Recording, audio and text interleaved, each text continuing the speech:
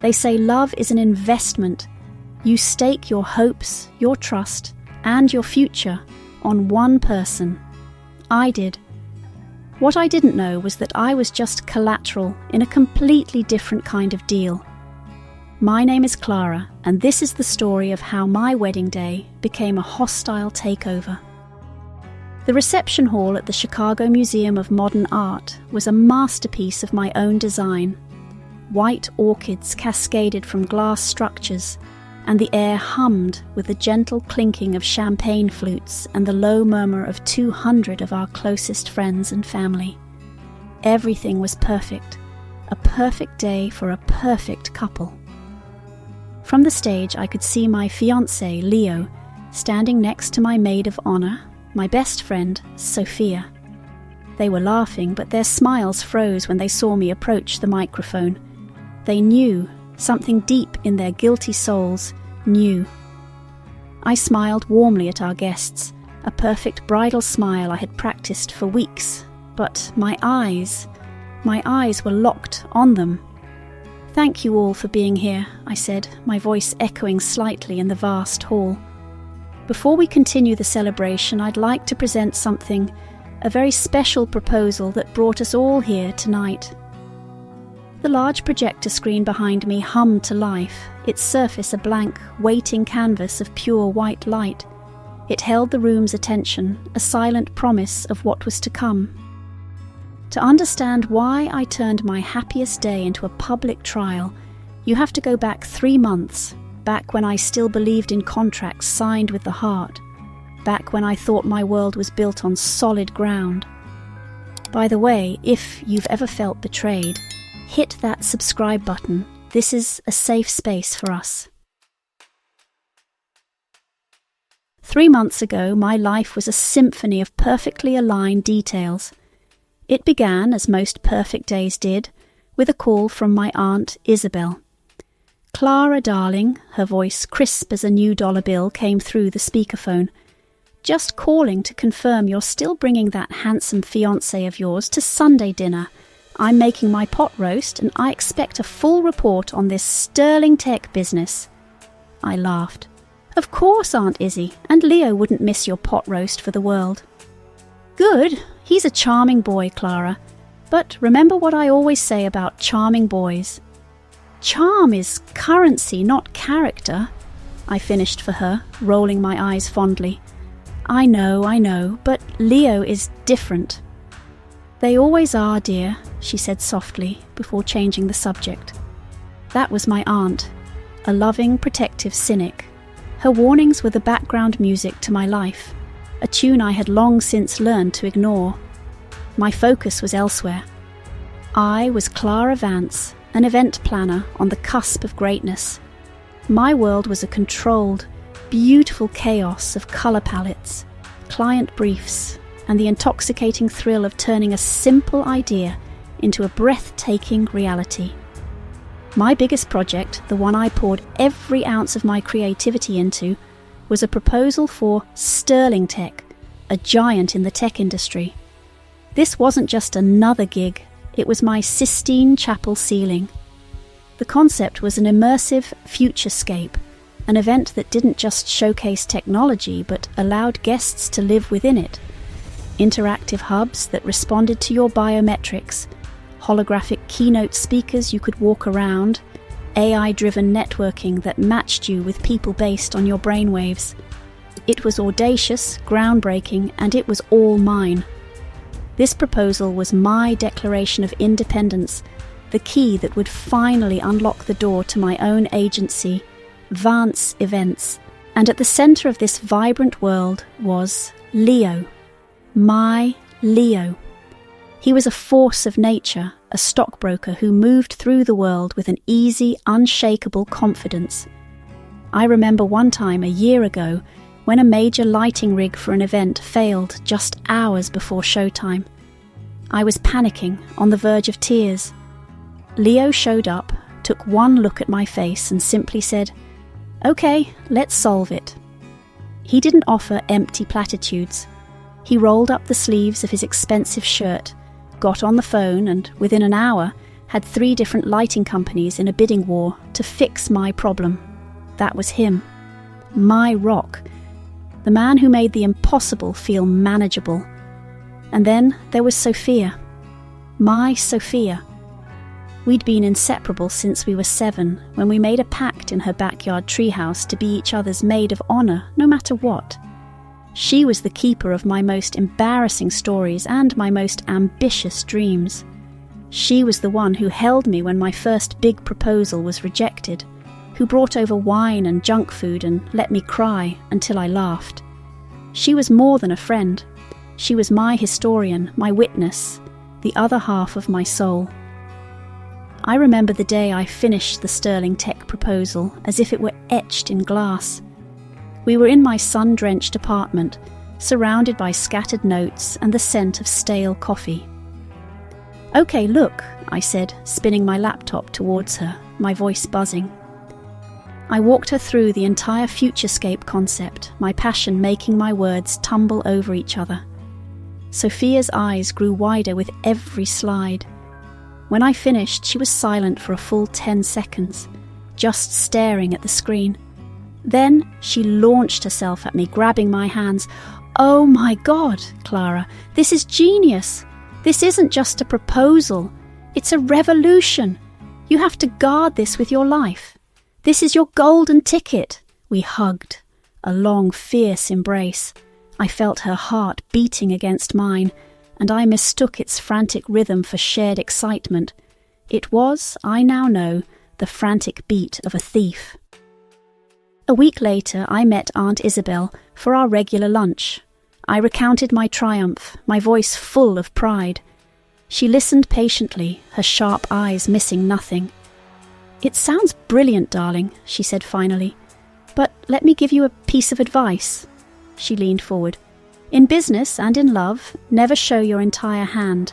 A person's loyalty is only tested when a better offer is put on the table." I laughed it off.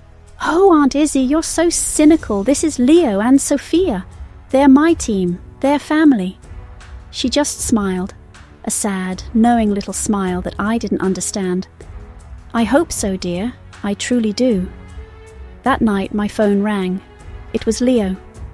"Hey, babe," he said. His voice sounded off, distant. "Listen, I'm going to be late tonight. Got a last-minute meeting with a major client. Don't wait up." "Oh, okay," I said, a small, unidentifiable knot tightening in my stomach. "Everything all right?"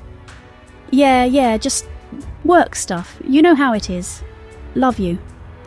"Love you too," I whispered, but he had already hung up. I stood there in the quiet of my apartment, staring at the proposal documents spread across my dining table. For the first time, a shadow of doubt, as thin as a spider's thread, fell across my perfect world. That night, Leo stumbled in well after 2 in the morning. He was clearly drunk, reeking of expensive whiskey.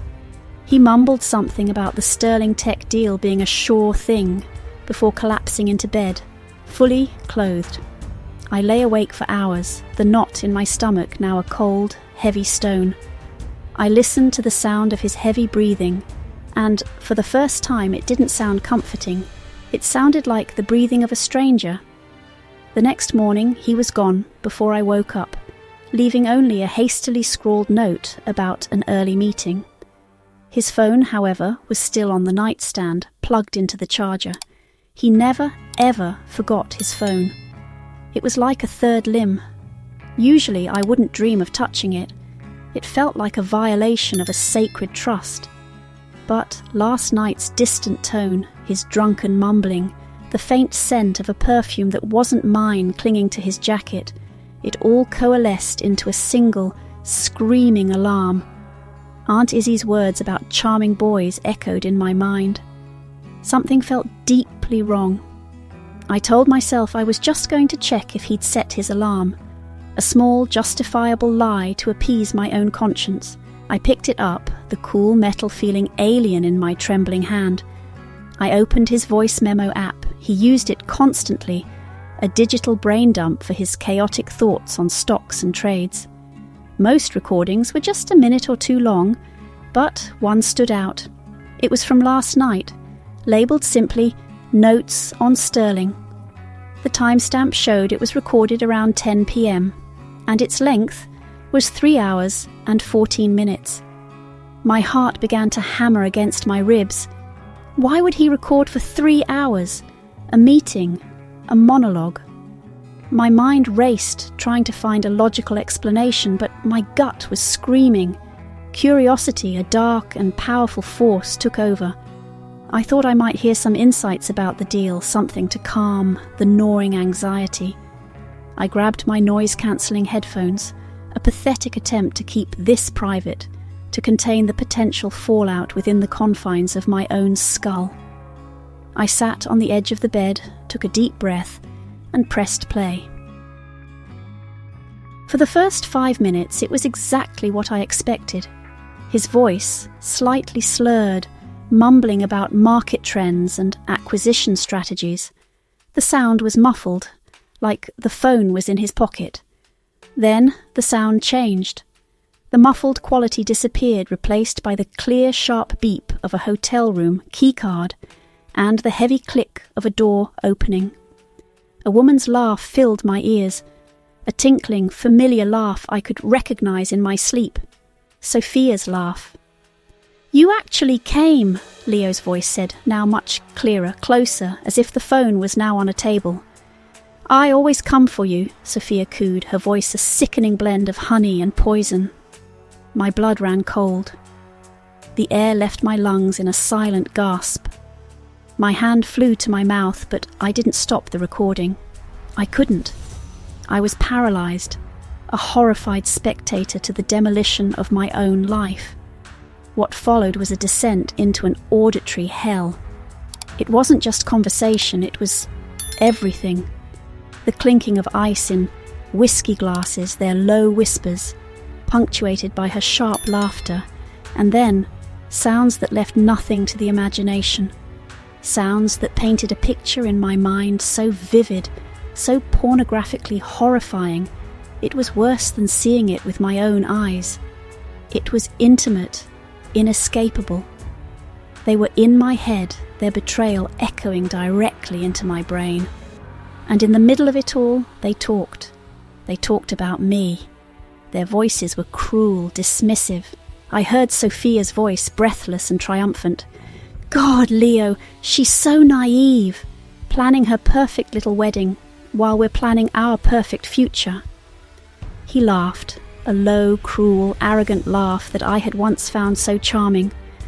"Her proposal is going to make us rich, babe, and she'll never even know what hit her." That was it. The moment my world ended. The moment the floor fell away and I was in freefall. It wasn't just an affair, it was a conspiracy. A calculated, cold-blooded heist of my heart and my career, all captured in 3 hours of undeniable, soul-crushing audio.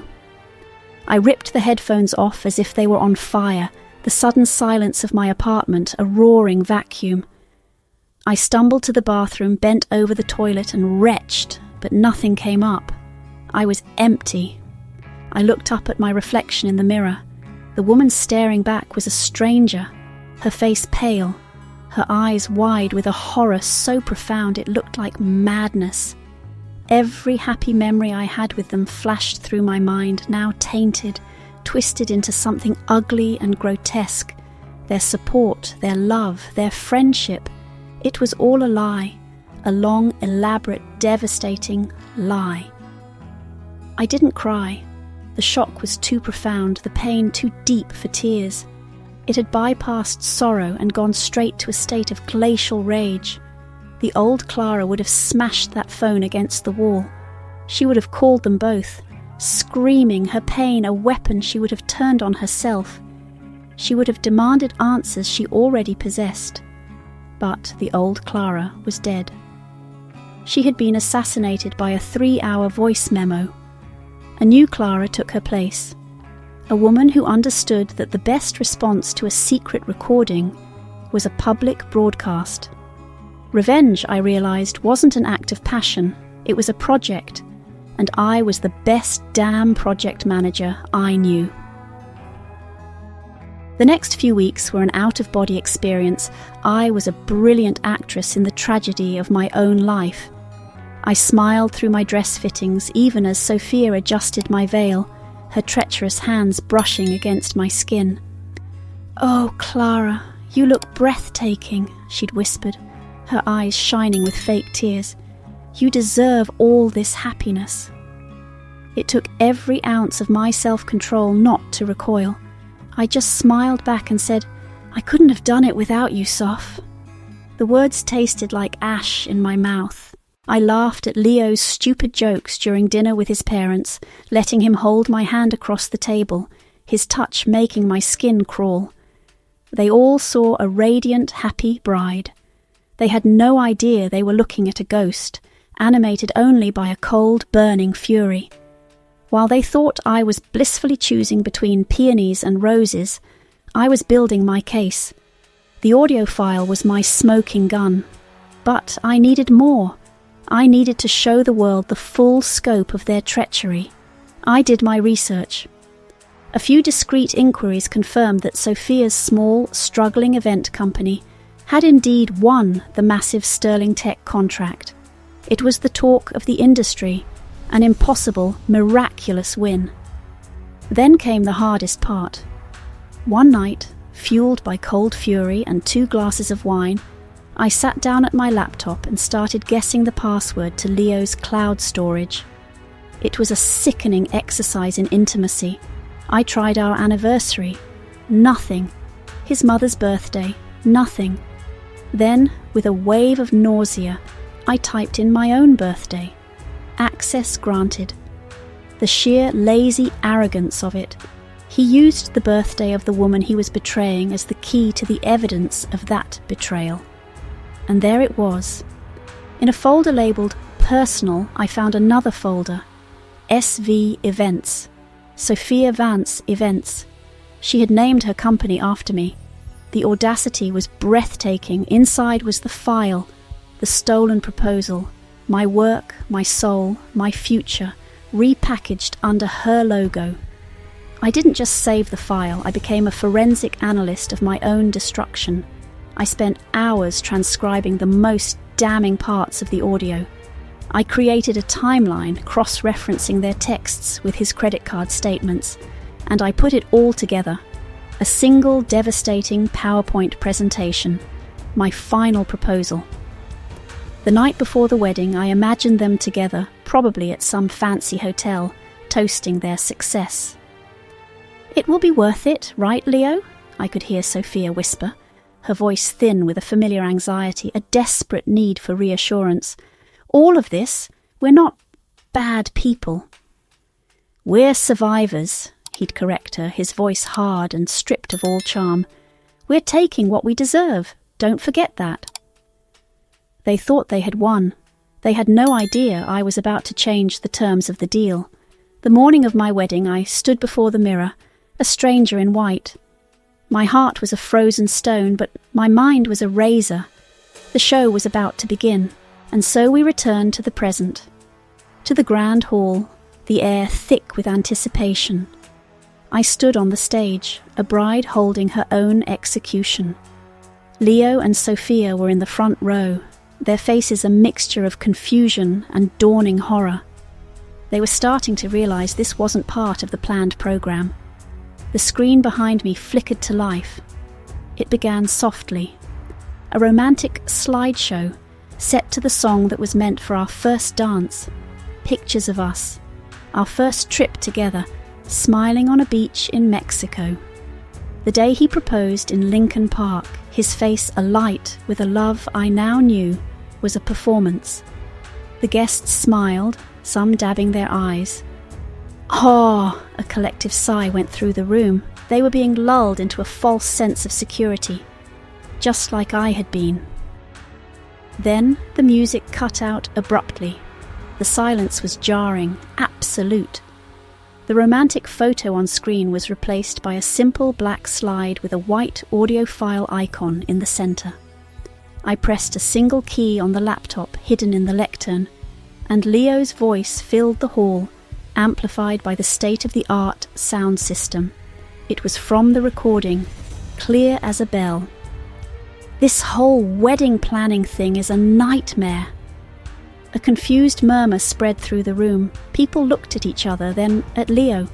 Before they could process it, Sophia's voice joined his, dripping with false sympathy. "Just be patient, my love. Soon it will all be over, and we can be together properly. She'll never have to know." A collective gasp sucked the air out of the room. I saw my father put a protective arm around my mother's shoulder, his face a thundercloud.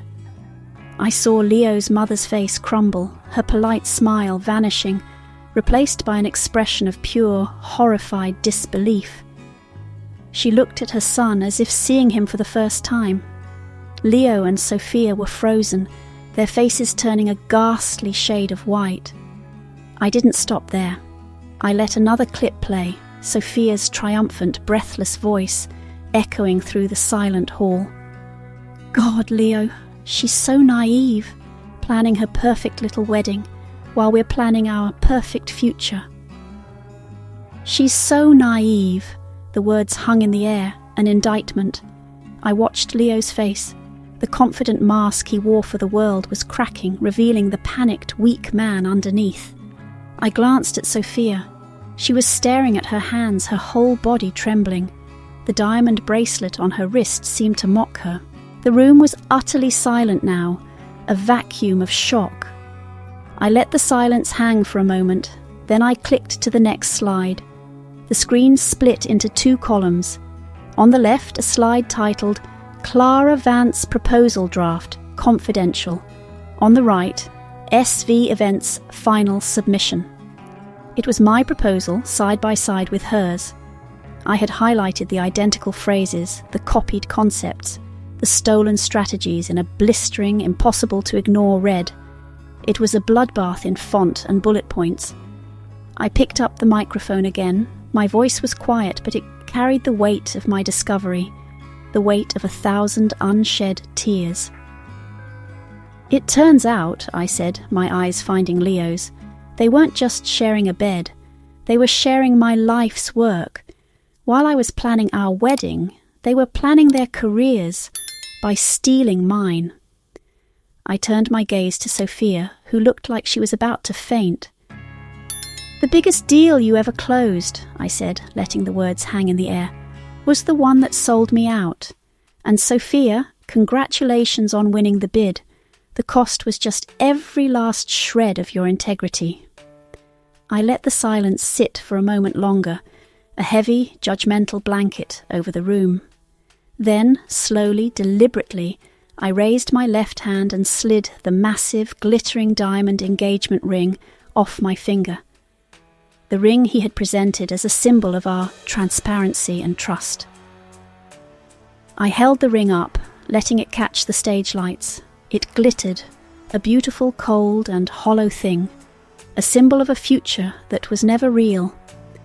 Leo took a half step forward, his mouth opening as if to speak, but no words came out. He looked broken, exposed, a fraud stripped bare under the glare of 200 pairs of eyes. But I didn't walk towards him. My business with him was concluded. Instead, I descended the stage. The crowd parted for me like the Red Sea, their faces a mixture of shock, pity and a dawning fierce respect. I walked calmly, deliberately, through the stunned silence towards his father. Mr. Harrison was a man I deeply respected, an old-school businessman whose entire empire was built on a single word: integrity. He stood up as I approached, his face a mask of profound disappointment and sorrow, not for me, but for the son who had just disgraced his name. I stopped in front of him and held out my hand. "I'm returning this to your family, Mr. Harrison," I said, my voice clear and steady. I gently placed the diamond ring into his palm. "It was bought with the profits of deceit, and I want nothing tainted in my new life." He closed his hand around it, his jaw tight. He simply nodded, his eyes conveying an apology more profound than any words could. "I'm so sorry, Clara," he whispered, his voice thick with emotion. I turned and walked back to the stage. I felt light, as if a physical weight I didn't even know I was carrying had been lifted from my shoulders. I picked up the microphone one last time. "Please," I announced to the bewildered room, "don't let this unfortunate business merger ruin your evening. The bar is open, the food is paid for, and the band is ready to play."